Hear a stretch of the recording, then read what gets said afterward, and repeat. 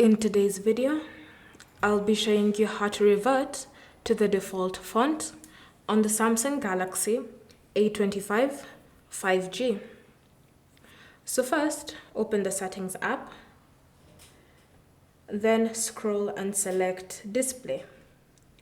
Under Display, tap on Font Size and Style, then select the option Font Style.